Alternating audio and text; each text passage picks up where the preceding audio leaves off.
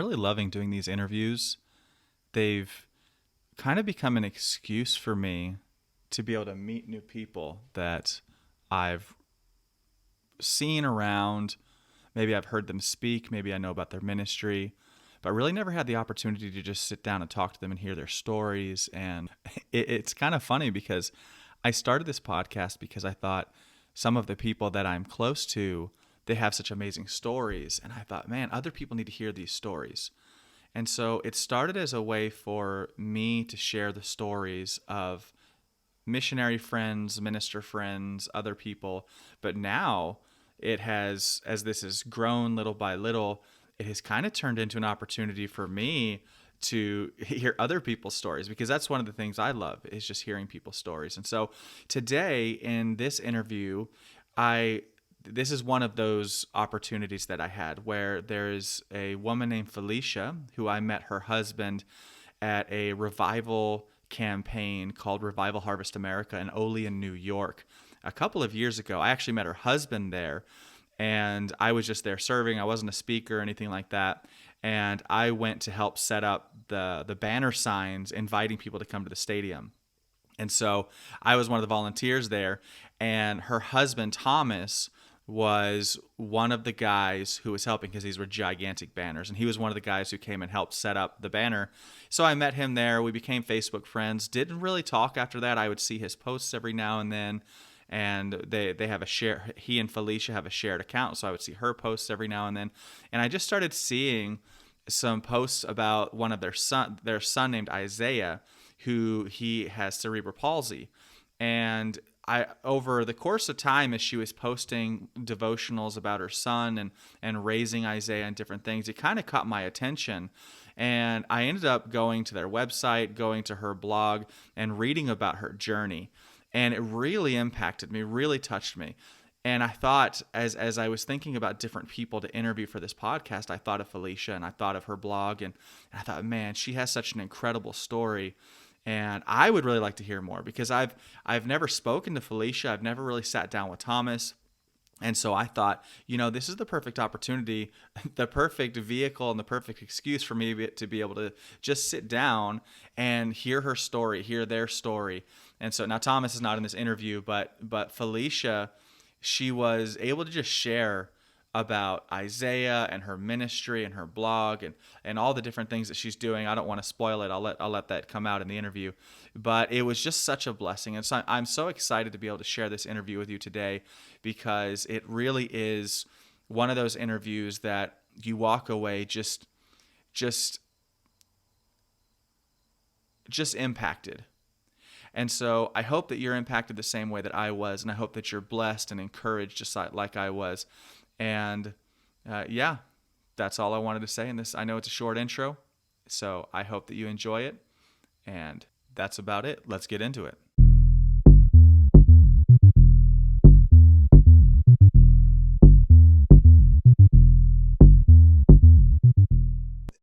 I met your husband in Olean in New York. I don't know if you were there at No. Revival Harvest America. Well, he and I helped put up a big banner, like a big sign, whenever we were there, and Okay. didn't really get to talk much, but Ah, just through that we ended up connecting just through Facebook. And I've been seeing your posts, and uh, you know how it is. Like I don't get on Facebook super often, but I was just scrolling through. I've been seeing your posts every now and then. And so mhm. then I went on your blog and your website and was just reading your story.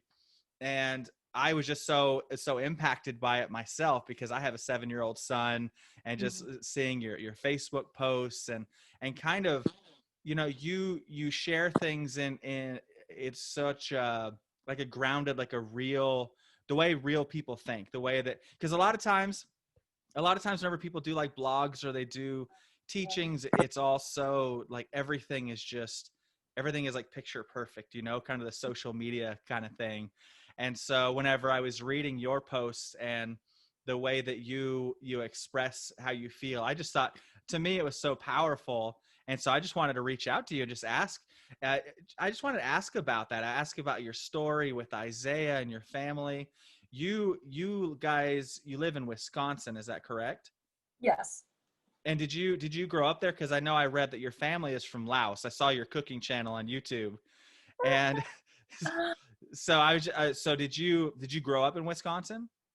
Nope, I grew up in Laos. I came to Wisconsin when I was 9 and a half. We actually migrated here in the 80s as refugees. Oh, That because Laos is still a communist country, and so at that time there was like a huge migration of people, I guess, leaving. So yeah, about over 20 years ago. wow. Okay. So, so in Laos, is there? I've been to Thailand a few times, but I've actually never been to Laos. Is there a lot of war there? Like I know Cambodia, there's been a lot of war there. Is it the same in Laos? A lot of civil war. So Thailand and Laos is, they used to be one country, and there were so many civil wars that they split into two countries. And they're more lenient now with people traveling, but back then they weren't doing any trading. So it's been a while. I have not been back there since as a child. And I really don't have any desire to go back just because it's such a long way. It takes like over 24 hours. I have 3 kids. And, unless God really makes a way for me to be there, I just really, I don't want to go back there. Yeah. Um, so, yeah. Have you? So you don't have any desire to like take your kids there and show them, or It's not like Hawaii. Laos is, right? Hawaii is relaxing. It's like a luxury resort. You go to Laos, it takes like 24 hours. The infrastructures there are not like here. We're very blessed here where everything connects. Over there, it's like, I think it's almost 24 hours. But my mom, she went there every single year since she's been here because that's her homeland and she Yeah. feels home. So, it's very difficult. You have to hop on different planes and connects, and you have to have 10 to 14 hour layovers. Like that to me is just not like, not a vacation. Right.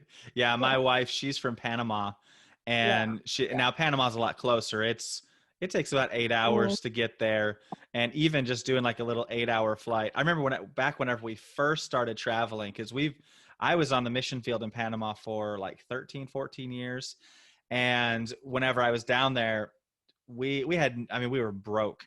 So Mhm. whenever we wanted to come back to the States to visit my family, we would have to go to Costa Rica because the flights were so much cheaper from Costa Rica than from Panama. So we would take an 8 hour bus to get to Yeah. Costa Rica. Crossing the border crossings are awful. And then the flight, yeah, it Mhm. was never any fun at all. But my wife still, she's still, we haven't gone this year obviously because of COVID, and the borders are just completely Yeah. closed right now, but she always wants to go visit her family. And Mhm. but the food must be good because you've got all those those videos that you have on your YouTube channel. It's just like when it all started last year, really with the videos. I don't know. I'm just answering the questions as you are presenting to me. So it's really not going in any order. Right. I like to cook. I didn't go to cooking school, so I learned everything from mom and just helping her in the kitchen, and and I cook for my families anyway. So I just thought I'd share some of the recipes that our family enjoys and our friends enjoy. It's just like a little hobby for me. I mean, I wasn't trying to be a YouTube star or anything, Right. but I'm thinking like, why? Now that I look back, I'm like, what in the world possessed me to even want to do that? That is so crazy. You know what I mean? Well, those videos were super professional. I mean, you had all the ingredients laid out, and I mean, you even had I'm guessing that was your husband who was the cameraman. Yeah, yes, I did. Like, why are you doing this? It's torture for him. I'm like, honey, I need your help because, well, it's kind of hard to talk and do all this stuff and videotape. I mean, I see people doing everything, but you know what? It's something I enjoy. I just want to share it. Yeah. If people find it, helpful, great. It's just something I do all the time anyway. You know what I mean? Well, And then yeah, so I was watching the video with the spring rolls, that your very first video, because I always wanted to know how to make them, and I was like, "Oh, amazing!" And so, but then you threw in that whole surprise of you also taught how to make sweet and sour sauce in the same video, and yeah, I was like, "Oh my goodness, I yeah, have double recipes here in one." um, yeah, yeah.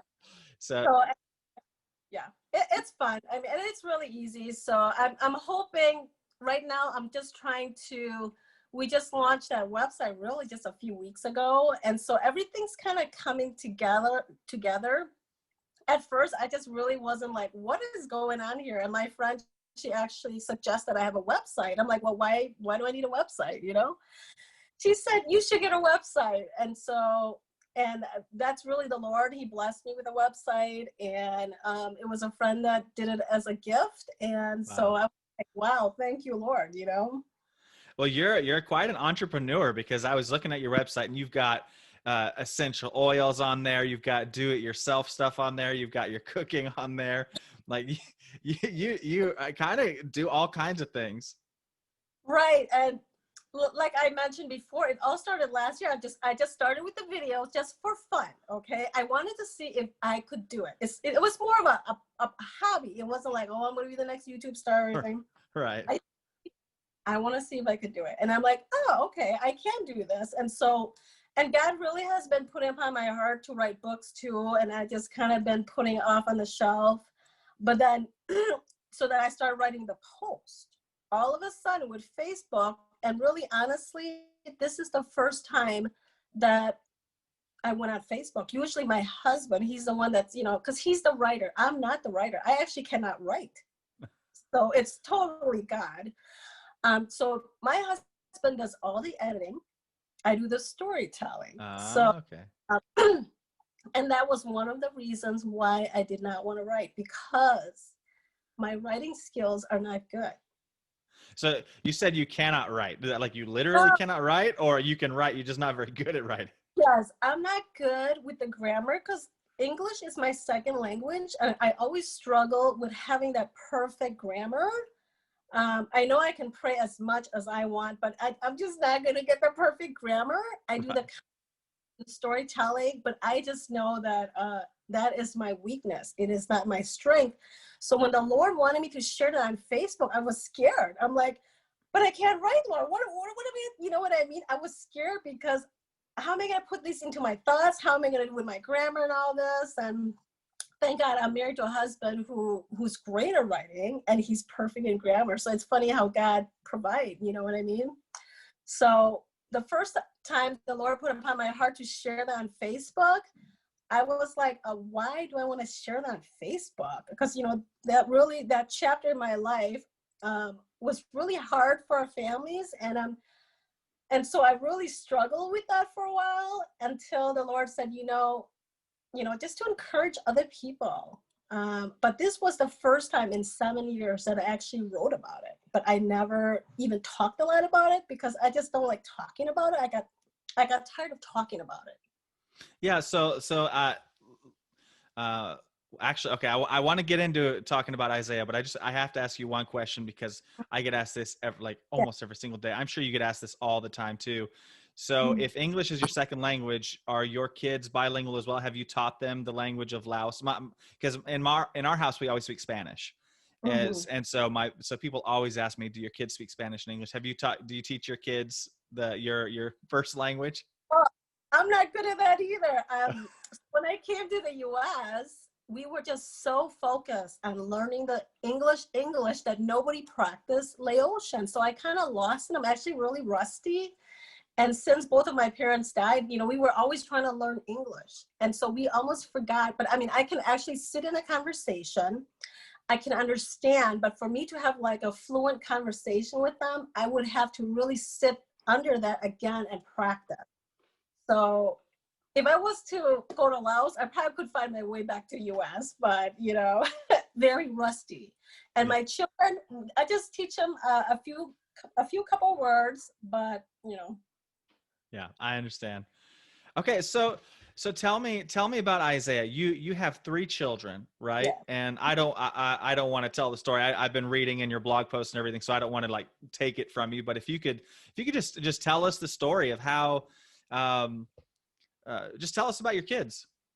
Okay. Well, I'm married for about 15 years to a wonderful man of God. We have 3 beautiful children, boy, girl, boy, 12, 10, and 7. So our third son, Isaiah, is the youngest.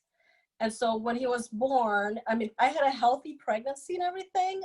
So when he was born, he never came back to the delivery room.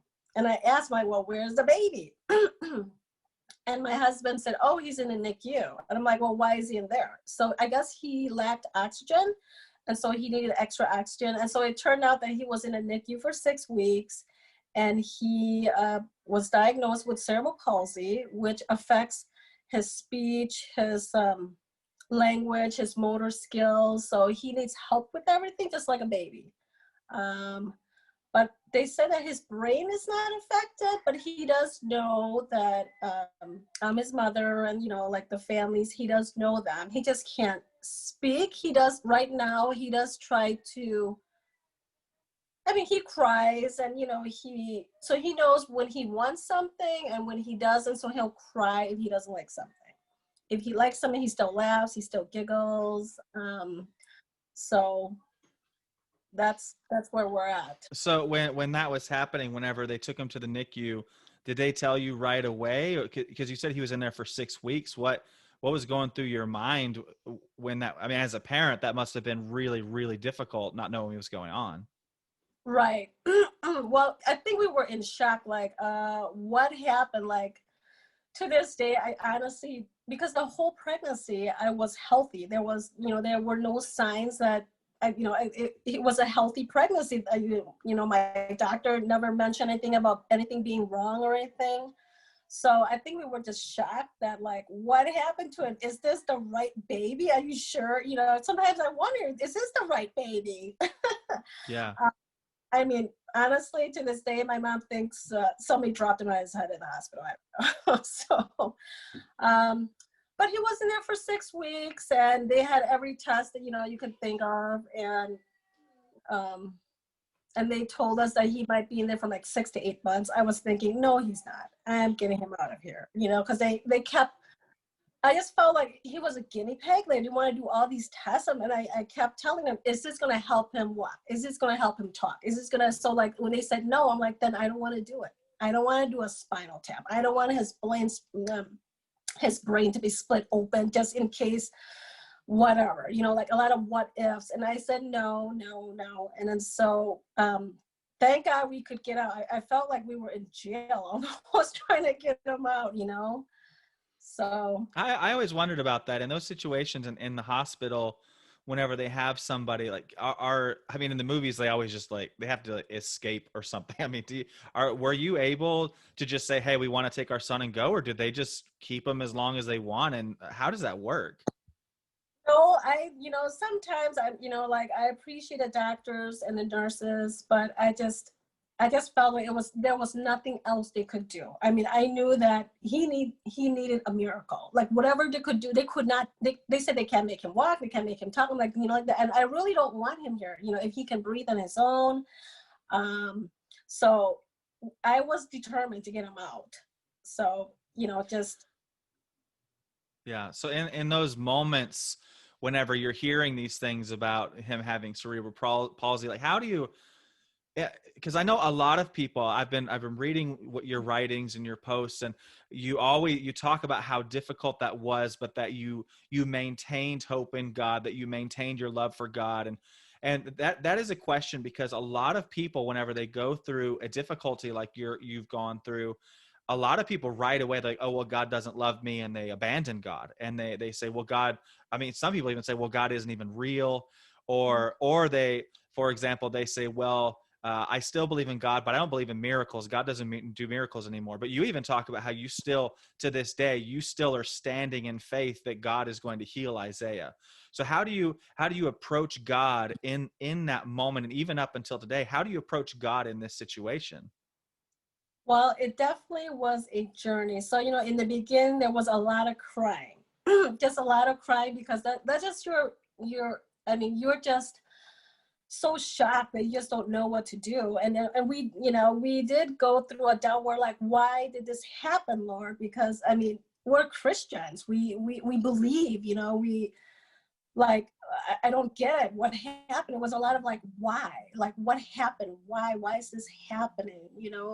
It's not like we're bad people. We really love the Lord. We're believers, and we try to be Christ-like. And it was just like, gosh, what happened? Like, and honestly, I don't think I would ever know the answer until I get to heaven, because after a while, you just get tired of asking, and then after a while you say, God, I don't understand what's going on, what you're doing, or what is happening, but I'm just going to trust you and just surrender this whole thing to you, because I really can't do any more than what we can. We're praying, we're believing, we're declaring the word. It's not like we're not believers. We believe in miracles. And at first, we took him to every prayer meeting, anytime there was a prophet or, major, we would just go there and get prayed, for. And after a while, you just get tired, because we realize they don't have, the Holy Spirit is still the same. Their Holy Spirit is not greater than the Holy Spirit that's inside of us. The question is, why is he not healed? You know what I mean? I'm like, oh, so that is like a frustrating question for all of us. Yeah, I know that's been a big question, and a lot of people. Even I don't know if you know who Smith Wigglesworth was, but Smith Wigglesworth, he was a very famous Yeah. healing evangelist back. I don't know, I can't even remember it was like the 1800s, something like that. And he had a nephew who would always travel with him who was deaf, and he was never healed, even though they were in these meetings where all these people were healed, and people would constantly come and ask him, if God is really with you, if these healings are real, then why hasn't your nephew been healed? Yeah. And those are questions a lot of people have, like why did Catherine Coleman die of an enlarged heart? And I mean, these are relevant questions, and I think they're legitimate questions, and those are things that I think that they're questions that a lot of people have, and a lot of people are not willing to go talk about it publicly like you have by going on Facebook and doing these posts. And I think what you're doing is it's really good, and it really brings to light for a lot of people the ability to ask those questions. Like you wrote, let me see, in one of your blog posts, you said that whenever this started, you asked God a lot of questions. You asked, why, Lord? Do you even care? Can you hear me? And a lot of people would be afraid to ask those questions. And so I guess my question for you is, now that time has passed, and I don't know, maybe you still ask those questions, I don't know, but do you feel like it is healthy for people to approach God and ask those kinds of those? Do you think, I guess I should say, do you think that God gets upset whenever we ask him those hard questions? No, because God loves us, and he knows those questions before we would ask. He just wants us to come to him, to acknowledge him, and just to be honest with him. I mean, he already knows what's in our thoughts, what's in our hearts. He just wants us to just bring it to him. This is where I'm at, Lord, and you're my Father. You love me, you care for me. I just need to talk to you, and I want to be real to you. And that's what he wants, realness, We have to be transparent, and that's what he wants, transparency. Because when we can come to him in that honesty, then he could really help us, it's just because he wants to help us, and he wants to comfort us. So Yeah, he wants that relationship with us. I agree with you. Whenever in my time with God, whenever I pray, I'm usually really, really blunt in the same way. And one of the interviews I recently did with a couple from Mexico, they're missionaries in Mexico, and we were talking about this exact topic, about how there are times when you're there and you're asking God, do you even see me right now? Do you even know what I'm going through? And you even talk about that. You talk about whenever God is silent, and I love your posts because they're so real, and they really do bring up so many things that so many people want to know. Like you one thing you said was, it's easy to worship God when your world is going well, but can we worship in him in the hard times? And that is really a rare attitude. A lot of people, they'll say, oh yes, I would. Yes, of course. But it's actually not very common for people to legitimately continue to worship God when they are going through really difficult times. And so I know you said that you don't really go to classes where there are other mothers with children who have disabilities, but do you, now that you've been writing these posts, have you had people coming to you and talking to you about these topics? Well, I had people reach out to me and just, a lot of just said thank you for sharing the post. And they actually have been sharing with posts with other people that they know that have a child with disability or anyone. So, which is good. So I've been getting a lot of good feedback. So, which is good because I really wasn't sure why God wanted me to do this because it was really, because I just didn't want to do it. First of all, and then God has said, like, he said, get over yourself. Okay. So first of all, it's like, get over yourself, if this could be an encouragement to someone, I mean, and then I'm like, Lord, I just want to glorify him. So whatever I do, it doesn't matter if I'm writing the post, just going on with my daily life, whatever I do, I try to glorify the Lord in everything I do. So I said, if it will bring you glory, I'll do it. Even though it was hard for me to be transparent and like to be on Facebook of all things, for people to know my business. So it was very, I guess the flesh doesn't want that, because to be open and transparent before people you don't even know, it's like unheard of, but it's God when he wants you to do that. Because the world is like the opposite. You know what I mean? Yes. Yeah. So it's totally God because I'm like, oh Lord, what are you doing? So how did he tell you? Because it's Isaiah, he's almost 7, right? He's going to be 7 soon. And so why now? How did the Lord start to speak to you about this?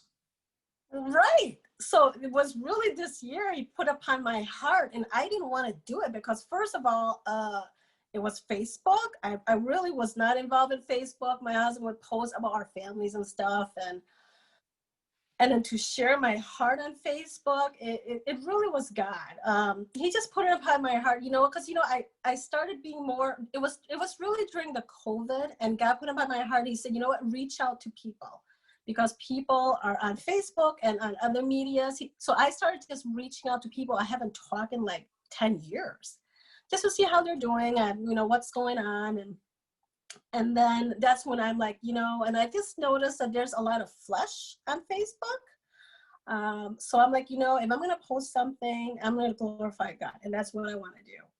That's wonderful. That is one thing that I really appreciate about your posts. And I try to surround myself on Facebook or just in general, I try to surround myself who are speaking life and they're speaking good things, because you're right. On Facebook, there's so much flesh and there's so much just hate and just, it's awful. Like, I don't even like getting on there anymore because it's just so much of that stuff. And I don't like to get involved.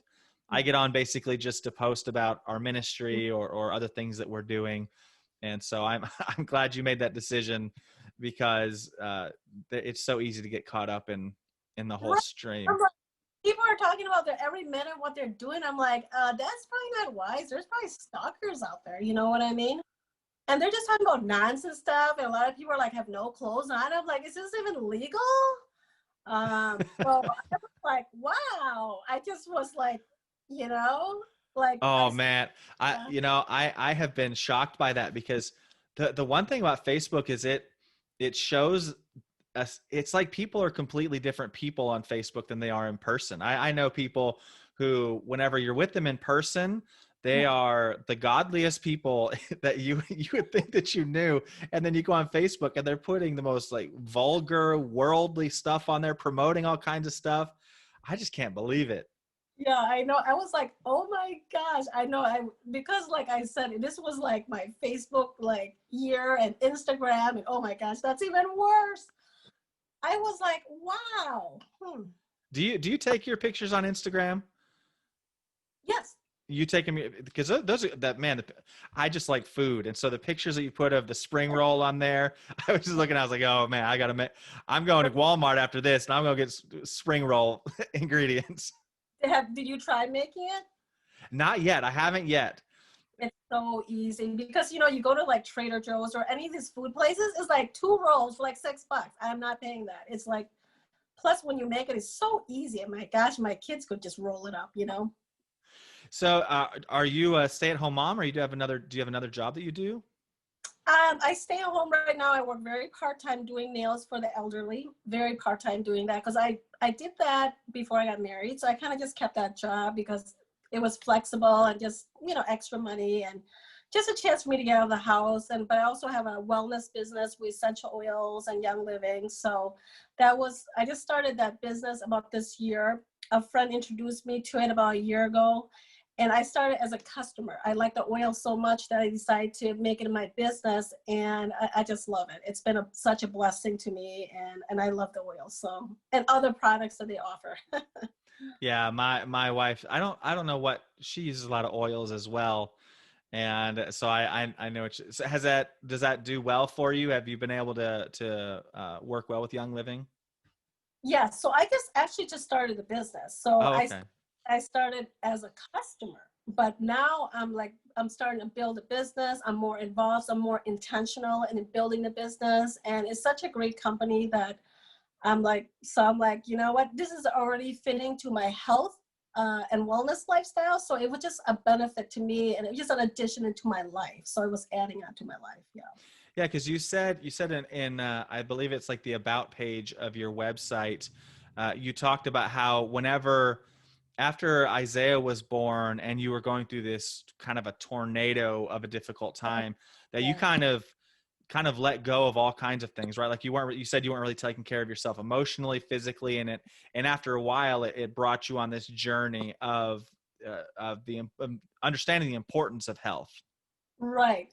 So, with Isaiah's situation, I was so consumed with him, and just that it really felt like a bomb exploded in our lives. And it was just, that's all I could focus on was him. That was it, and it took so much energy out of me. Like, he was not only a newborn, but he was a newborn with disabilities. So he had a lot of needs, and he would it was just it was hard because it was a new thing in my life. Like, I just had to, he just needed a lot of care, so he took a lot of my energy. And after a while, I was so busy that I was too tired to go exercise. I wasn't eating organic foods like I'm eating now. And I was just, I guess I was in a slump and I didn't even know it. Like, you know how you're so consumed with your situation, you just can't see anything else until it was like really about 3 years into it. And I just realized, like, I need to, like, there has to be a change. I can't keep on taking care of him the way I can take care of him and my family if I'm not taking care of myself. You know what I mean? Like, it was good to sacrifice to take care of him, but if I'm no good, if I'm not healthy, how can I take care of him and the rest of my family? So God was showing me everything. It was just like, the Lord said, you need to spend time with me, even though you're exhausted and you can't open your eyes. Like, I had to really carve the time. I had to fight that time. I had to make that time and to spend that time with the Lord. So the first thing was putting God first in my life again. That 30 minutes, no interruption. Like, I had to get up before everybody, because once the kids gets up, it's noisy and you can't hear God.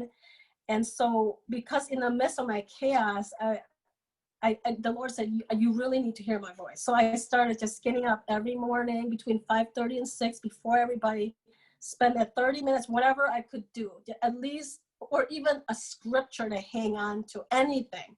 So it started out with a scripture, just praying and just talking to the Lord. And then God, then led me to just look into my health. Like, I need to start exercising again. I need to eat healthy again, eating organic foods. And then I started with the Young Living, and then so that's where I'm at. And Wow. thank So 3 years went by. That's a pretty big chunk of time. And I think a lot of people can relate to that. When you're going through an experience like that, it can absolutely take up all your time. But I'm really curious with that time because a lot of people, they struggle with that. A lot of people who have, even just not necessarily they're they have a child with a disability, but they just have a really hectic job, or they have lots of kids or whatever, a newborn baby especially.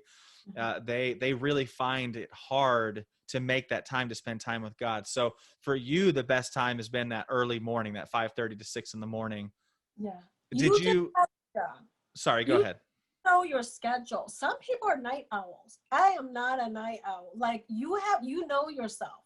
Some people are night owl. I have friends who will stay up till midnight because all their kids would sleep and they have energy at midnight. Well, I'm snoring at midnight. So for me, morning is the best. I have the most energy. My mind is rested. I'm clear. That for me, that was my best time. I tried a night thing. I would just end up falling asleep with the Bible in my face, drooling all over the Bible. You know? So that was not working. So you know yourself, you know your schedule, and you do have to make the time. You have to carve the time, because we always say, oh, I'm so busy. We all have the same hours.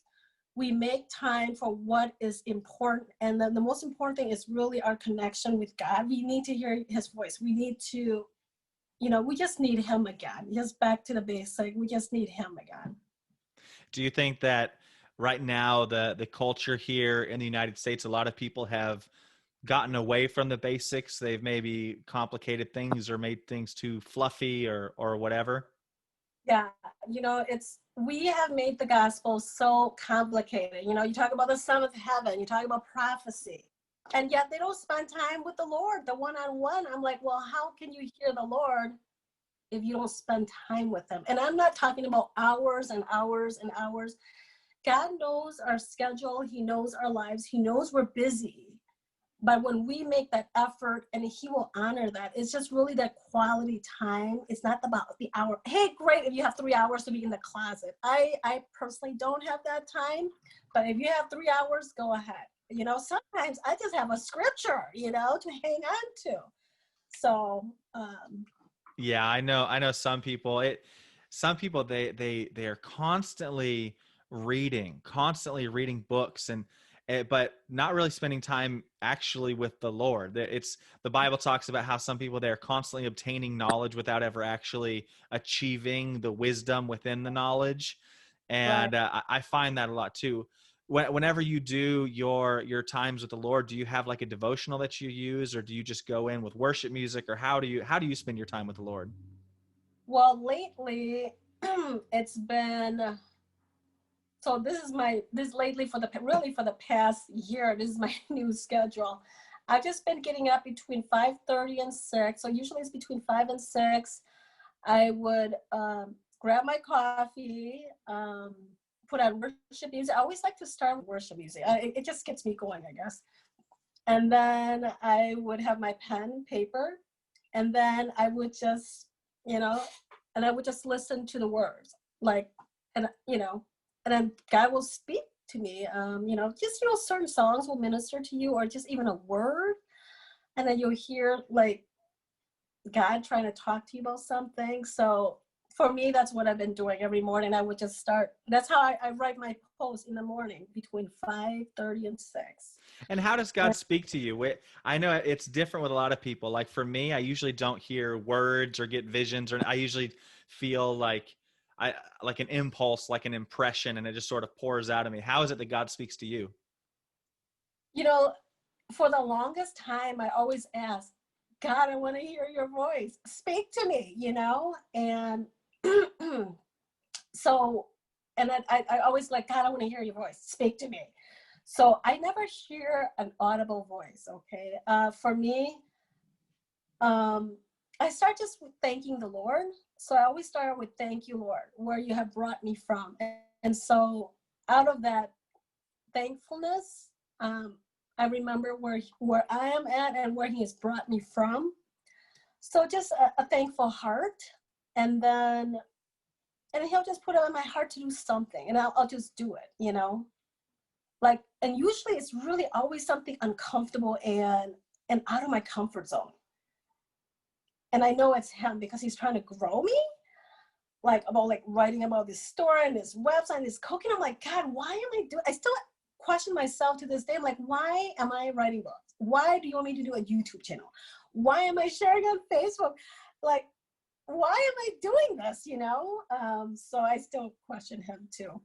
Do you think that there is something in prayer, that there's something important about even just your physical posturing within prayer. Because I know, for example, again, I keep going back to your post, but one of your posts, you talked about the importance of that it's okay to cry, and how crying is actually healing for you. It's actually whenever you come into that place where you're weeping before the Lord, that healing can actually take place. And I've always often wondered about that, because in Scripture, God told the Levites, he would often tell them different positions, like raise your hand, or he would tell them different physical things to do. And I know in church, for example, a lot of people, they lay face down. Do you think that there is something important just about the physicality in prayer? Do you think that God responds to physically weeping or kneeling physically? Because I know, for example, my wife, for her, it's really important that when she prays, she always likes to kneel. And I always wonder about that, because for me, I've never really understood the importance of position in prayer, but some people think it's really important. How do you feel about that? Honestly, I don't think God really cares how you worship. I think he looks at your heart, because you can just stand and because, we all worship the Lord in a different way. I think God looks at the heart more than the posture. You can raise your hand and try to look good, but what is in your heart, So really, it's the condition of the heart, I believe, is probably more important than the posture itself. But sometimes when I worship the Lord, I just raise my hand, because that's where, I just want to worship him because he's good and he's worthy to be praised. I do that, but it's always different. It's not always the same thing. But I do cry a lot when I feel the Lord's presence. Because I used to never cry. I think I shared one of my posts that, growing up in a family, we just didn't, our family didn't say, I love you. They were not raised that way. So we never really heard I love you, but I know that my parents loved us just for the sacrifices and the things that they did for us. So when I grew up, I really didn't know how to communicate that. So when I started writing, and I believe the Lord was trying to show me how to communicate, because I really didn't, I guess I didn't know I had a communication problem. And then, so when I started writing, it brought healing to me, and I started crying because I never really expressed it, like, I'm just not one of those people that just cry about everything. I'm more of someone that holds it in. But when I come to God in his presence, I weep. Like I weep, like where my makeup is all gone. It's like weeping. Yeah. So Maybe the physical, as long as the physicality actually reflects what's going on in your heart. Yeah. Yeah, that I makes don't sense. cry over everything. Usually I don't cry, only in God's presence. That's the only time I cry. Yeah, I'm kind of the same way as well. I don't cry much out just in the normal world, but yeah, whenever I'm really spending, I definitely cry whenever I'm really in the presence of God. It definitely starts to affect me. So what are you going to write about? You're going to write it. You said you're going to write a book or two, or is your husband going to write and you're going to dictate it to him? Right. My husband's like, oh gosh, Lord, poor guy. But you know what? Even the Lord even provided editors for me. So I had a word from church. I was at church and they prayed over me and they said, God will provide everything that you need. And I was like, wow. And so now I actually have my husband who's an editor and a friend who offered to edit. I'm like, thank you, Lord, because he knows I need help. And just like with that blessing with that website, that was a gift. And so God just really been blessing us and just putting it all together. And I know it's him because I mean, when God works, it happens so quick. Like it just happens quickly. Like he just puts everything together. It wasn't like I was planning this for years and months, when it just kind of comes together like quickly. It was great. Oh, what are you gonna write about? Well, my mom passed away last Christmas, and we were actually working on a book together because my mom really is an amazing woman, and she's probably the toughest person I know. And I wanted to write about her story because she was so interesting. She's a survivor. I always tell the children, if you were stranded on an island, you would want grandma to be on your team because you will not starve and you will make it out of that island because she is a survivor. I always tell her she'll probably make like worms into filet mignon because she's just an amazing woman. But so the Lord wanted me to write about her story, but she passed away. She started telling me about her life, and I've learned so much about like history, about my family history, which I didn't know about. And I was like, wow, she really is an interesting person. I would love to just write about it, you know? Yeah. So that was one So book. you're gonna tell her story. What was? I mean, you're saying she's a survivor. Did what made her a survivor? She was just tough, or because of being in Laos, or?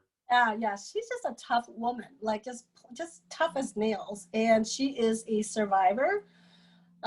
She grew up in the jungle, which I didn't even know. Jungle, you know, with a family of 8, just two. She was the oldest sister, so she had to serve the family in the jungle. Um, and then she had to get water from well like miles away and clean and cook and do all that for the brothers. And it was really an interesting story. And she was the only one of her family that went to school, which was a big deal, you know, because in Laos, when you're poor, you're poor. And you would have to have connections to even go to school. And God made a way for her to become a nurse. And she went to school to become a nurse. And that was a big, big deal. Um, Not only that, but like, you know, just us escaping from our country as refugees. We went to 2 refugee camps, one in, and she was separated from my father. So they took 2 separate trips, which I don't think it was a good idea, but she took us girls, just my sister and I, and some tour guides, and my father came at different times. So to me, I was like, oh my gosh, you went without dad, you know? And we, by the grace of God, we escaped, and we went to the border of the refugee camp in Thailand, and my father met us later there. So we stayed there for I think a year and a half in the refugee camp in Thailand. And then we went to the refugee camp in the Philippines for 6 months, and then we came to Wisconsin. So do you remember this? Because I know, like, for my wife, she was in Panama whenever the United States invaded, whenever she was like 5 or 6 years old, and she still remembers the helicopters flying in and the soldiers. Do you remember being in these refugee camps at all? Yes. So by the time I reached the US, I was in 4th grade. I was 9 and a half, but I don't remember every single detail, but I do remember escaping at night. And then my mom would wake us up in the morning, like really dark, and it was pitch black. And she said, get up, it's time to go. So it was my sister and I, and then we were walking in the dark, like in the forest for a long, long time. I remember the moon and the men, and we were tired. And remember, they were carrying us on their backs, and we would stay along these different homes that I don't know, I guess that was part of the deal. I don't know, we stay at homes, and remember all these geckos and lizards, and then we would keep on walking. I remember the storm and just being under a tree, and it was really like pouring, and just drinking out of the leaves because we were thirsty. And then we just kept walking and walking and walking. And then at the break of dawn, and we finally reached the border of Laos and Thailand. That's when the safety, I guess that's a safety border there. So I do remember that part. Well, what was going on that you needed to escape? You said you were refugees. Yeah, well, Laos is a communist country. So there's a lot of there's always been civil wars going on there. And actually, when the soldiers came to our house, there was a truck. I remember a military truck came to our house, and they took everything. They took, because my mom was a nurse. So I guess in Laos, you could have your pharmacy and you could sell medication and all that. And we did very well for ourselves. And in Laos, when she was a midwife as well. So they came in and took all the medicine, all the medication. They took whatever they want, really. And so my mom just felt like this is just not safe anymore. She just doesn't feel safe. And so that was when I think they made the decision that they were gonna try to flee the country. And at that time, there was a migration of people just trying to leave Laos. And my father's brothers already made it to Wisconsin. So this was in the 80s. So they were sponsored in Wisconsin. That's why we came to Wisconsin, because they were here. How did they get the sponsors to Wisconsin? What was the process for that? Do you know? I have no idea, but it's just, I don't remember that part, but they sponsored us and somebody sponsored them. I really don't know the whole process, Yeah. but they came before us. So they came before us, Okay. but we went to that you know, I bet you when you go to the refugee camp in Thailand, maybe they do the paperwork for you, trying to help you. And because my mom was a nurse and my dad was in the military, so you kind of like you have to be on a list. So if you were contributing to society, then that's why we were only there for a year and a half. But if you were not, then you would have to wait longer to be sponsored. So technically, I guess we wouldn't have to be there that long. But I do Yeah. remember refugee camp. Yeah. Yeah, I know back in the 80s it was a little bit easier to get into the States. Now, we just went through the whole green card process with my wife, Mm-hmm. and it took us almost 2 years of going through the process just, and that's after we've been married and have two kids. We've been married for a long time now, for what, 14 years now. And even after all of that, we still had to go through this whole long process. And so it just seems to be getting more and more difficult. So now, you have you been a Christian your whole life? Were your parents Christians? When did you come to the Lord? Actually, my mom's family, they were Catholics, which is really unheard of in Laos because the majority of the population is Buddhist. So they were always made fun of, and so they're very rare for that. But they were Catholics. So when we came to the U.S., my mom would take us to church Christmas and Easter 2 times a year. Okay, and I would be in um, CCD classes, whatever the Bible classes. But when I became like an adult, I just stopped going to church altogether. We only went to church because mom took us, but 2 times a year. I mean, it was more. It was more religion. It was not a relationship. So as an adult, I walked away from the Lord because I really did not have that relationship. I didn't understand the whole thing. I knew there was God and there was hell, though. I knew there was hell and heaven. That's one thing I knew. And so when I became an adult, when I would do something wrong, guess where I would run to? The confession stand. I remember I would find the nearest church. I would run to the confession stand and say, "Oh God, forgive me." So I didn't know that part. So in my 20s, I actually moved away to California and I got into a lot of trouble, just hung out with the wrong people, dated the wrong kind of guys, and just really was partying and just doing all kinds of stuff I was not supposed to do. But my friends in Wisconsin were praying hard for me. And one day my boyfriend at the time got arrested for drug dealing. So you know what kind of guys I was dating back then. So he got arrested with my car, and then he got thrown into jail, and my car was gone, my job was gone, the boyfriend was gone, everything was gone. So, and I found myself just crying, like, God, this is just crazy. What am I doing with my life? So I was all of a sudden I'm on the floor crying until I couldn't cry anymore. I said, God, if you're real, be real to me. And that's all I said. And all of a sudden I felt like all these Christians like were coming into my life. Maybe I was looking for it this time, but I just noticed that ever since that prayer, God was sending Christians into my life. And I don't know if it was because I'm more open to it now, or I bet you he is. He really did send these people into my life. But I was paying attention this time because I wanted change. I was tired of my life. I'm like, there's got to be more, Lord. There's got to be more. And because of his grace and mercy, I met a girl who was a friend of mine, and she kept inviting me to church. She said, "Come on, let's come to church." I said, "I don't want to go to church. The last time I was in church, I was a teenager. She said, "Can you please just come one time?" And I'm like, "Okay, if I go one time, you have to stop bugging me, okay?" So I went to church with her, and God spoke to me, and I felt like the pastor was talking to me. He kept looking at me. I felt like he was looking at me, but really he wasn't looking at me. But the message convicted my heart, and I said, I need to get back to church. that was I said, this year's New Year resolution is, I want to find a church and I want to start going to church again. And that's how it all started. And how did you meet Thomas? At church.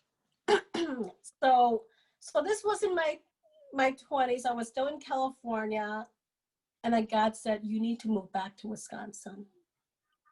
So, and I know that was God's voice, because I moved away from Wisconsin searching for adventure, fun, and whatever. But I was taken away from all my friends and family. I was kind of plopped almost like a lamb in a wolf's like community. That's what I felt like.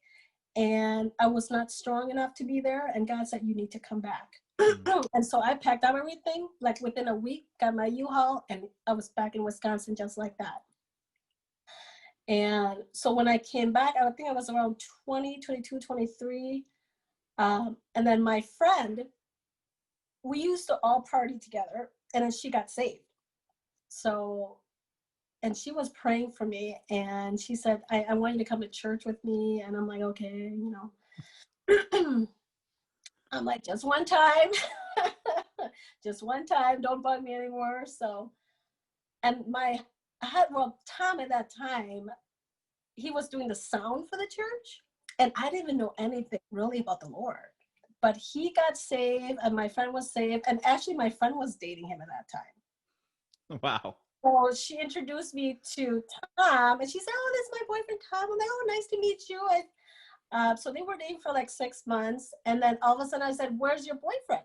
She said, oh, I don't know. I don't like him anymore. I'm like, why? I'm like, he's cute. He's good looking. And he's tall, you know, because my friend is really, really tall. And she always had a hard time finding guys that like her who are tall. They're always so short, you know. And I'm like, you know, but it was 3 years later that Tom and I dated, because we always shared the same friends, and we would run into each other at picnics and church functions. So, you know, that was. So by that time you had grown in the Lord and everything whenever he first. Oh, because I was not interested in Tom when I first went to church, because he was not my type. I used to like the bad boys, you know what I mean? Like, so God was did a deep work in my heart. And for that 3 years that I came back to Wisconsin, he taught me how to love. So my relationship was Jesus. He taught me how to love. And that's how I was able to love others. Because, you know, before it was just a selfish love. It's me, myself, and I, and my way or the highway, right? But God's love is different. It's totally unconditional. And, you know, so it's a whole different kind of thing. Isn't that amazing how God, he can change you so much that he even changes your type, like the type of person that you're attracted to? Oh my God. Yeah, I call my old person the evil twin. That's like my evil twin. I'm like, yeah, that used to be me. Like, wow. And you know what? And that is the power of the gospel. You know, we can say all we want, but if there's no change, you know, just sometimes I say, just look at my life. It's changed. I am not the same person, and I do not want to be that same person. That person is, you know, terrible. Yeah, I know. Because whenever you run in a lot of the same churches that believe in miracles and the power of God, a lot of times people throw around the word revival, and they often think of revival as just the miracles, right? The supernatural things of God. But the reality is revival is actually transformation. Right. And you can have, I mean, in Panama, I imagine Laos is the same way. In Panama, there are witch doctors who can heal the sick, but they don't bring any transformation. They only bring death to the location that they're in. And so really miracles are great, and it's wonderful whenever God does them, but really it's the transformation of a person or transformation of society. That's whenever, you know, like that's the fruit. People keep thinking miracles are the fruit, but it's actually change in a human being. That's what the fruit is. And so I love hearing that whenever those testimonies of whenever God has completely changed someone. I mean, that's what it says in Revelation, right? That the saints overcome by the blood of the Lamb and the word of their testimony. That's why I love doing these interviews, because I get to hear people's stories, hear their testimonies, and it's so powerful and it's so encouraging for people who listen and get to hear what God has done in different people's lives from all kinds of walks of life. So how you and Thomas, how long, or Tom, I should say, how long have you guys been married now? About 15 years.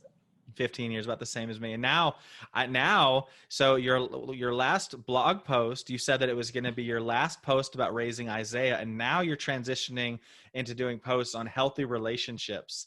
Is that Yeah. is that going to come out of your relationship with Tom, or do you counsel couples, or how did that come about?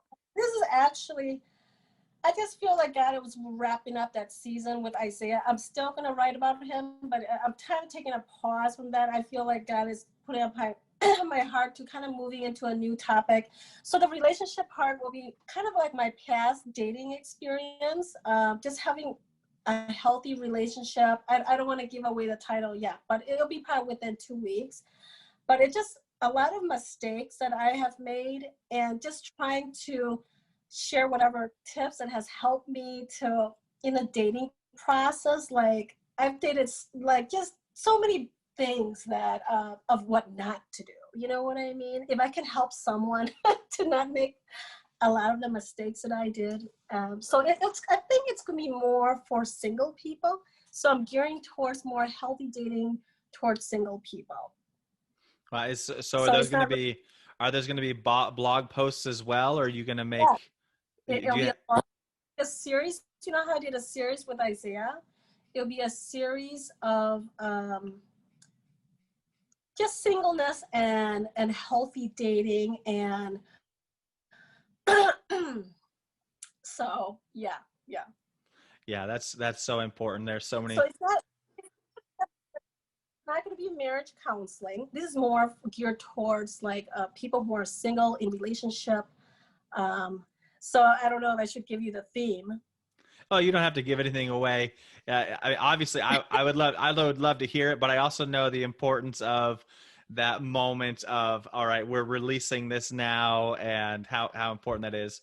And Yeah. so, yeah, I just think that's so good, because in what we do in the mission field as well, we run into a lot of single people, and that's, whenever you're single, that's one of the big questions in life, right? Like who am I going to marry? How do I know who the right person is? How do I avoid those mistakes?